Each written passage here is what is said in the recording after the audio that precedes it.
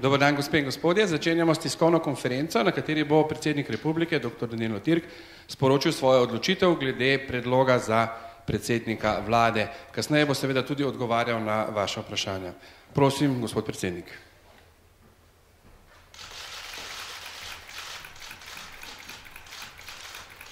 Dober dan in hvala lepa, ker ste prišli. Danes, kot veste, poteče 14-dnevni z ustavo določen rok za predloge za mandatarja za sestavo nove vlade Republike Slovenije.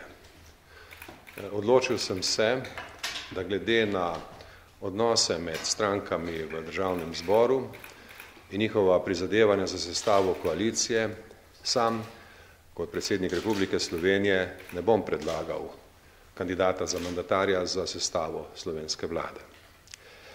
Ob tej priložnosti bi želel nekoliko osvežiti spomin glede preteklega procesa posvetovanj. Kot veste, je ta proces imel dve fazi. Prva faza se je začela 27. decembra lansko leto, ob prvi priložnosti, ki je bila ustavno možna. Naj posebej poudarim, v mojih dejanjih ni bilo nikoli v dosedanjem procesu prav nobenih zavlačevanj ali odlaganj. Torej, prva posvetovanja so se začela 27. decembra lani in takrat so mi vse stranke v državnem zboru predlagale, naj predlagam za mandatarja za sestavo vlade gospoda Zorana Jankovića. Nekatere stranke so takrat izrazile željo, da bi preverili možnost sestave vlade narodne enotnosti. Te možnosti sem dal nekaj dni časa. V tem času so potekala tudi posvetovanja, ki so dala koalicijsko pogodbo, ki jo je pripravil Zoran Janković in stranke, ki so sodelovali v tistih pogajanjih. Naj spomnim, da je bila tista koalicijska pogodba parafirana 8. januarja letos. Kot veste, sem 5. januarja predlagal Zorana Jankovića za mandatarja. 11. januarja so bile volitve. Gospod Janković, ki je po moji oceni dober kandidat, ni bil uspešen kandidat. In 11. januarja je začel teči 14-dnevni z ustavo določen rok za drugi krog posvetovanja. Tudi ta drugi krog posvetovanj sem opravil prvi možni priložnosti. To je bilo v ponedeljek 16. januarja. V tem drugem krogu posvetovanj vas moram opozoriti, mi nobena od sodelujočih strank ni predlagala, ni svetovala, da bi za kandidata za mandatarja predlagal gospoda Janeza Janšo. Nekaj strank mi je takrat svetovalo, naj poskusim možnost, da bi se kot kandidat za mandatarja pojavil še nekdo tretji, nekdo zunaj kroga strankarskih voditeljev. Tudi to željo oziroma ta nasvet sem vzel resno, se posvetoval z možnim kandidatom, gospodom Markom Voljčem, ki mi je, kot že veste, povedal, da bi bil pripravljen postati kandidat za mandatarja pod pogojem, če bi se dovolj veliko število strank zbralo okrog te zamisli. To nikoli ni bil formalni predlog, ampak je bila neka zamisel, neka možnost, neka priložnost. No, o tem sem prejšnji teden tudi na posebni novinarski konferenci nekoliko obširneje govoril. Kasnejših dneh, 19. in 20. januarja, se je pokazalo v izjavah strank, ki so bile tudi javno povedane, da te zamisli, te možnosti ne podpirajo. Zato nisem nadaljeval za njo. Sem pa hvaležen gospodu Marku Voljču, da je bil pripravljen, da se ta možnost preizkusi.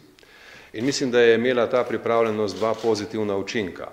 Najprej, povečala je transparentnost procesa posvetovanj v zvezi z iskanjem kandidata za mandatarja za sestavo vlade.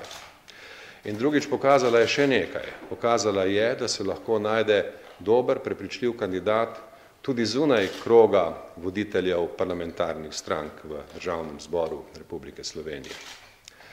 Kot veste, je v tistem času in od takrat naprej potekala intenzivna aktivnost za nastanek nove koalicije. Kot razumem, se te dejavnosti sedaj končujejo in razumem, da bo gospod Janez Janša predlagan z številom poslancev, določenim številom poslancev, za kandidata za mandatarja.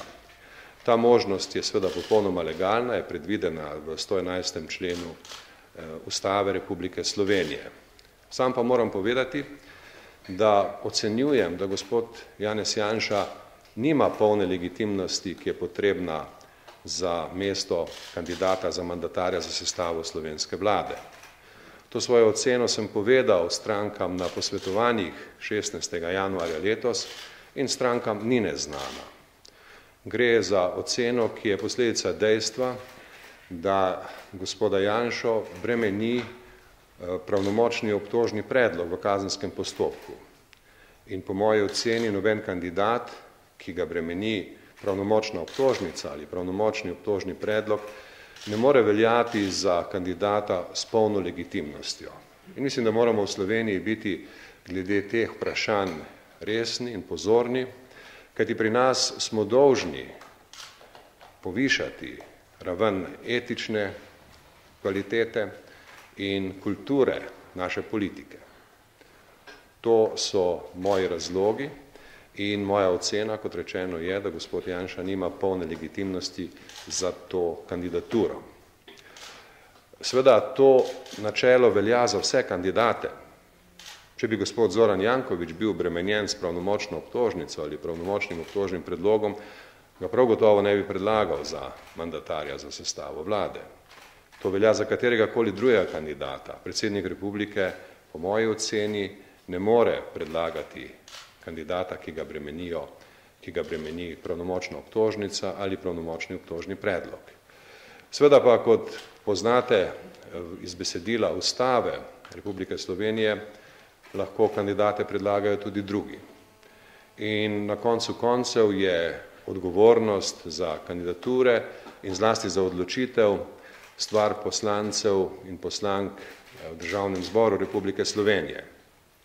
Najbrž ni potrebno posebej poudarjati, ni pa odveč ponoviti, da je Slovenija parlamentarna demokracija.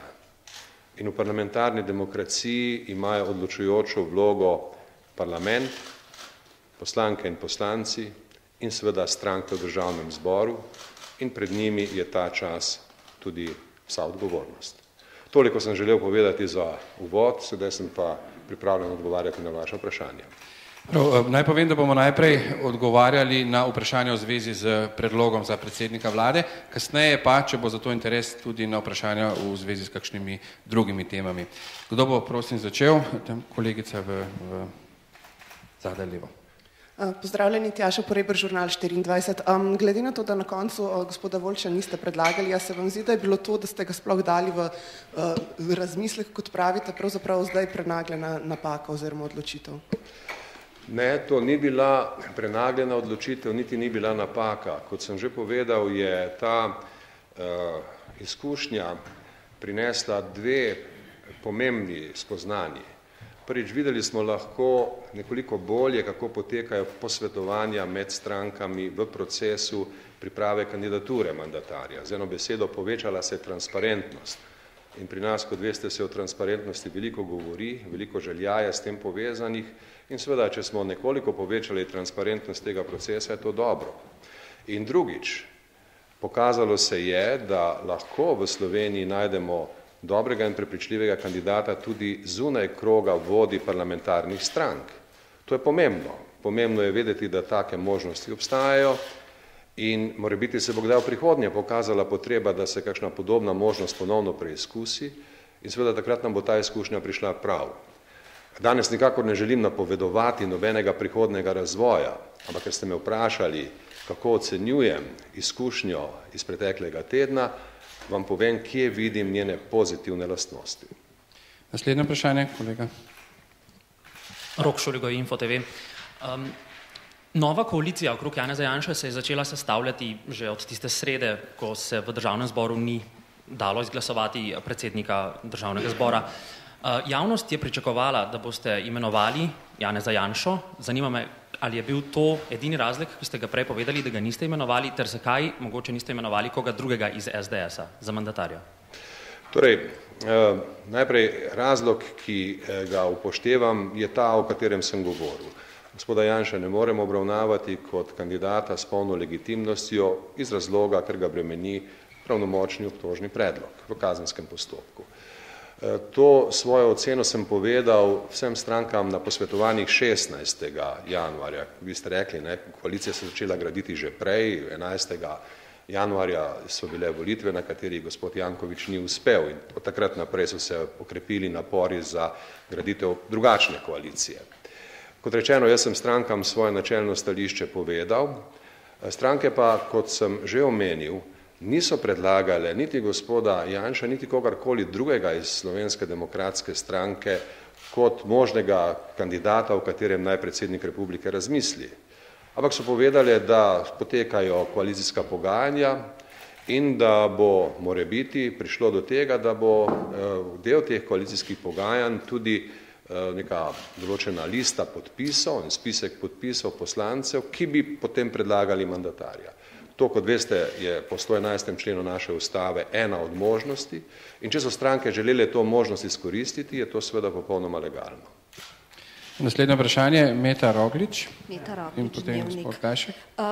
Mislite, da ta manjko legitimnosti, ki ga omenjate, in mogoče tudi manjko legitimnosti, ker gospod Janez Janša ni zmagovalec volitev oziroma njegova stranka, vplivajo na delo te vlade in kako mogoče tudi v luči vašega prejšnjega razmisleka, da gospod Voljč je pač pokazal, da je lahko nek kandidat tudi zunaj in da mogoče lahko to pride kdaj še upoštev, ne? Torej gre za dve vprašanji. Prvo vprašanje je razumevanje rezultata predčasnih volitev in sporočila, ki so ga volivke in volivci s tem rezultatom dali. Po mojem mnenju je ta volilni rezultat pokazal, da med volivkami in volivci ne obstaja tista pričakovana raven zaupanja v gospoda Janšo kot možnega kandidata za mandatarja. Kot veste, ni bil relativni zmagovalec, kljub temu, da se je to močno pričakovalo. In to sporočilo je treba videti in o njem razmisliti. Raven zaupanja ni tako zelo visoka, kot se je pričakovalo pred volitvami. To je eno vprašanje in en odgovor. Drugo vprašanje pa je seveda nekoliko širše. Rekel bi takole, deficit legitimnosti se seveda lahko odpravi s kvalitetnim delom vlade, s tem, da je vlada uspešna, da deluje v okviru ustave in da dokaže, da je sposobna premagovati krizo, da je sposobna opraviti svoj del nalog pri odpravljanju krize. Na ta način se lahko postopoma nek deficit legitimnosti odpravi. Ampak seveda, to je že vprašanje presoj, ki bodo morale biti narejene kasneje. V tem trenutku seveda nismo v položaju, v katerem bi lahko dajali ocene. Ampak ker sprašujete, kako bi bilo možno ta razvoj videti v neki časovni projekciji za naprej, vam povem, kako ga jaz vidim. Seveda pa ves čas velja, v Sloveniji imamo kvalitetne ljudi na delu v Republiki Sloveniji, pa tudi zunaj, ki lahko opravijo koristno delo za Republiko Slovenijo v teh zahtevnih časih. In to je eno od sporočil, ki ga daje tudi pripravljenost gospoda Marka Voljča, da bi bil, če bi bile politični pogoji za to podani, lahko tudi kandidat za mandatarja za sestavo vlade. Naslednje vprašanje, gospod Gajšek. Intervjuj Vladimir Gajšek. Jaz imam dve vprašanje. Prvo se nanaša na zgodovino slovenskih premierjev v osamosvojeni Republiki Sloveniji. Moj prijatelj, bivši predsednik dr. Janez Drnovšek, kot veste, je bil dolga leta predsednik vlade, ki jo je vodil ne glede na leve in desne opcije v smislu blaginje naroda in v smislu napredovanja na notranje politični in zunanje politični sceni.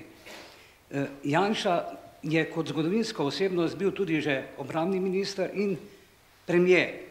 In zdaj se je pojavil seveda tudi kot zgodovinska osebnost proti bivšemu ljubljanskemu županu Zoranu Jankoviću, ki pa se še ni pokazal v politiki kot s kakimi kvalitetami, da lahko vodi izvršilnost slovenske države. Skratka, kakšna je vaša zgodovinska vloga kot predsednika države v tem smislu, da se odločite za ali proti kandidatoma? Torej, Janković je že odpadel, zdaj pa je ostal še po koalicijski pogodbi med strankami samo Janez Janša. Drugo vprašanje pa je, kako se vedete ali pa kakšen imate odnos do koalicijske pogodbe, ki je bila zdaj sklenjena in ki je predlagala Janeza Janšo za mandatarja te vlade? Dobro, to sta dve vprašanji. Na prvo vprašanje sem deloma že odgovoril, pa bi ponovil tisto, kar je za odgovor bistvenega. Najprej, vse stranke so mi 27. decembra lani predlagale, da v prvem krogu, takoj na samem začetku, predlagam za mandatarja relativnega zmagovalca, gospoda Zorana Jankovića, ki je dobil relativno največje število glasov na volitvah. To je bila popolnoma unisona, soglasna ocena vseh strank in jasno je, da predsednik republike deluje v okviru tega soglasja strank. Rekel bi še to, da je zelo zanimivo, da je na teh predčasnih volitvah postala zmagovalna stranka, ki je 7 tednov prej sploh še ni bilo. In v tem je tudi neko sporočilo volivk in volivcev, ki so s tem, po moji oceni, izrazili željo po nečem novem. In tudi to je bilo treba upoštevati. Ampak kot rečeno, temeljnega pomena je bila ta skupna ocena vseh strank, da naj predsednik republike predlaga gospoda Jankovića kot relativnega zmagovalca za mandatarja za sestavo vlade. Vi ste omenili izkušnjo gospoda dr. Janeza Drnovška, ki je bil tudi moj predhodnik, ki je bil v mandatu predsednik republike, predtem pa seveda dolga leta predsednik vlade. V zvezi s to izkušnjo se mi zdi danes pomembno omeniti, da ko je prvič postal predsednik vlade gospod dr. Janez Drnovšek, to ni bilo rezultat njegovega nastopa na volitvah. In v tem smislu je tudi ta njegov prvi mandat, tisti začetek, bil nekoliko okrnjen, ker ni izražal direktno volilnega rezultata oziroma volje volivcev. No, svojim delom kasneje pa je dokazal, da dela v dobrobitu vseh, vzpostavil neko široko legitimnost svoje vlade in je bil potem tudi na volitvah leta 1996 in leta 2000 uspešen. Iz te izkušnje se da marsikaj naučiti in iz takih izkušenj se v razvoju demokracije ves čas učimo. Vaše drugo vprašanje zadeva koalicijsko pogodbo. Moram povedati, da te koalicijske pogodbe nisem videl, je ne poznam, ni bi bila v nobeni fazi izročena, tudi ni bilo nobene posebne potrebe, da bi mi bila. Vem samo to, da so stranke, ki sodelujejo pri pripravi te koalicijske pogodbe, želele od samega začetka priti svojim kandidatom pred državni zbor v okviru te iste koalicijske pogodbe. Skratka, da pogodbo podpišejo poslanci in da je ta pogodba tudi predlog za novega mandatarja. To je v drugem krogu iskanja mandatarja seveda legalna izbira.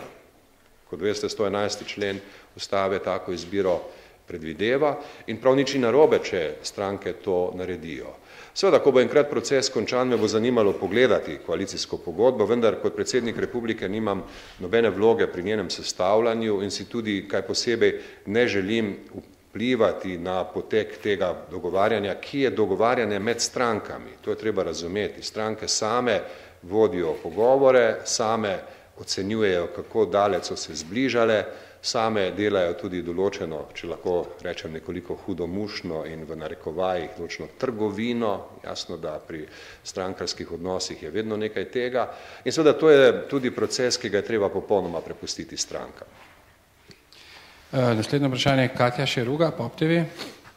Katja Šeruga, POP TV, dober dan, gospod predsednik. Kako pa ocenjujete torej koalicijo, ki nastaja, to bo koalicija 5 strank, nekatere podrobnosti, tudi vsebinske so vendarle že znane, med drugim tudi, da je prva kratkoročna naloga koalicije, ki nastaja, rebalans proračuna, s katerim naj bi privarčevali 800 milijonov evrov. Kako to vidite?